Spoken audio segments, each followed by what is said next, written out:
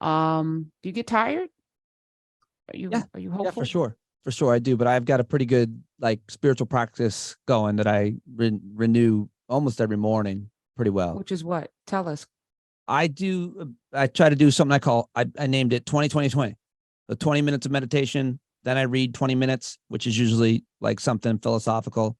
I've been reading a lot of Buddhism, and then I write Okay. in my journal whatever nonsense comes out, and it provides me with a kind of clarity and peace of mind that I need to reset every day so that I don't go nuts, so that I don't have too much darkness. I don't deal with like depression or anything. I wouldn't want to even compare myself, but I have, I mean, like anybody else, I want to live a fulfilled life. And so that's my practice. And I'm selling it as hard as I can, especially to men. I love that. When did that become part of your daily My practice? wife left me, and then my daughter was having problems with me. And I realized that it was me. What? Did I know you when your wife left you? She came back. Okay. All right. Good. You know what? That takes a lot. I'm watching Abbott Elementary, and there was a scene where Barbara, played by my friend Shirley Ralph, apologizes to one of the students. And he was like, no adult has ever done that. Mm. It's like it's not even a humbling. It's like an acknowledgement that I was wrong. That's what most people want to hear. I was wrong. I apologize. And, what you did was akin to that, I think. And it's a self-actualization I would hope for everybody. What's one thing I've just really learned that's super important, again, especially for men, but it's not obviously gender exclusive. It's when someone says something to me that is triggering, offensive, just disrespectful. I, as you know, am a trained talker. So within a second, a short amount of time, I come back strong and hard and sharply and put you in your place. And that surprisingly doesn't work out great and human to human relationship, much less father to daughter, husband to wife. And so I had to kind of start to understand that I don't get to, and it's not helpful to react every time I'm triggered or disrespected or cut off in traffic or any of that. Mm. And when I started really learning, I read this through reading a lot of Pema Chodron's Taking the Leap specifically. When I started learning to let that moment go, I realized the next moment was so much better as a result. So my ego that needed to react because I was disrespected took a beat. And then it meant the next moment, hour, or day wasn't filled with anger and chaos and fighting. It was filled with joy and happiness just because I didn't need to have an emotional or any reaction to that moment, which was rightfully wrong. She or you were wrong to do it. It was wrong, but my reaction made everything so much worse. And that was such a huge lesson for me at 47. Wow. I used to have a wicked temper, which was rooted in this, like, the same as you. Like, my clapback game is ferocious Yeah. and Yeah. nasty and brutal. I want you to cry. I Mm. want you to curl in a ball, I never get it. come up. Like, my I get my it. whole my whole process was, I'm going to make it so that you never think about saying anything or Right. doing anything again. Right. But it's almost like, so you can do that. And you wouldn't want to do that with people that you actually love, right? So these are people that you love, but it becomes such a habit that you're like, why am I acting this way? And then you realize I should love everybody. And just because somebody is being disrespectful, there's a way in which you can engage with them so that that doesn't happen anymore. Like, my thing is like, why? I'm gonna ask, why are you being disrespectful?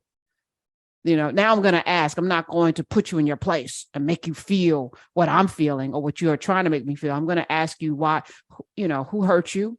Who raised you? Were you raised to be this way? Like, I'm going to ask you some questions that are going to make you examine your life. And if you are still being disrespectful, then you lose the ability to communicate with me, which I think is really the most the punishment I can give somebody is banishment, right? So, but I love what you're talking about. I wish more of us, and I'm still working on that because in my Yeah, I've mind been still. through. I just basically realized I had always have had a really tight relationship with my girls, and Ava's turning 18 tomorrow. They're amazing. Wow. They're amazing. They're both birds in Wow. cages that need to be set free, and I can't wait, as hard as it'll be. But that's exactly by design.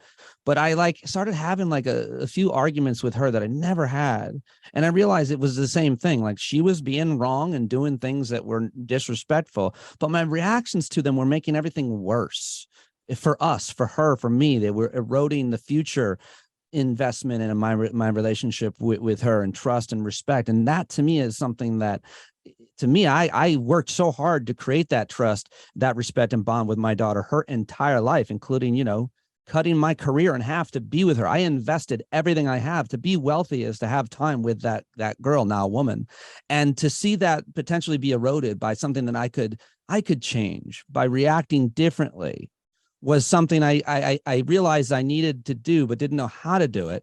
So in addition to just talking with people and a therapist and identifying problems, I began this practice, because the problem was, final point about it, which is so important for everybody to know, you can change today, but to be good again tomorrow, for me, I realized, and I think for a lot of people, this is the case, you have to have a practice where you literally sit and remind yourself who you want to be today. And I do that every day. And it sets my day and my intentions. And then when someone does disrespect me or trigger me or anything, I'm more ready.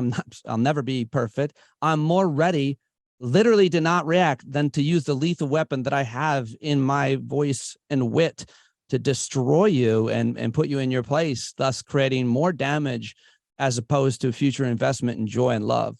Mm, that is so beautiful. Thank you for sharing. I didn't know we were going to talk about that, Pete, Dominic, but Abolitionists.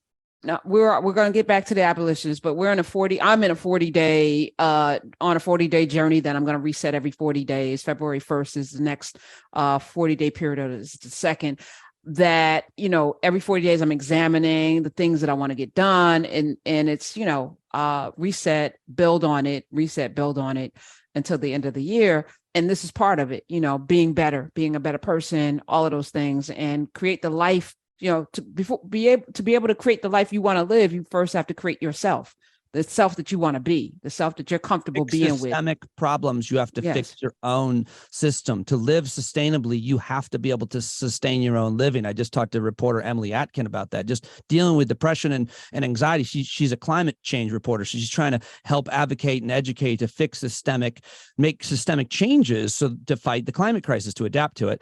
And she's like, so worn out with her own work, Karen. She wrote this great piece about it, Resilience, that she was like, I need to be sustainable myself first, which is what you were saying. I'm sorry to interrupt, but that's what you were saying.